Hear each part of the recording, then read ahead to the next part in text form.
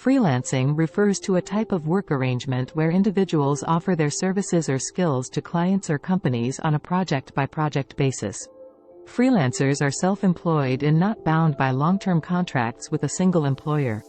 Instead, they work independently and are hired for short-term engagements or specific tasks.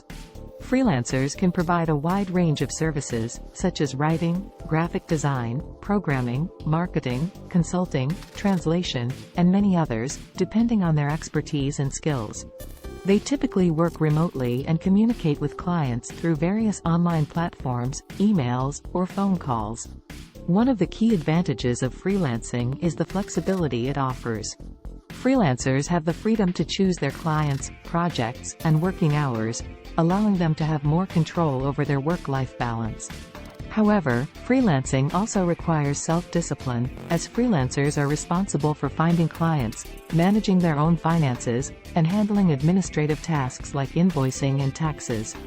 Freelancing has become increasingly popular in recent years, driven by advancements in technology, the rise of online platforms connecting clients and freelancers, and the desire for more flexible work arrangements.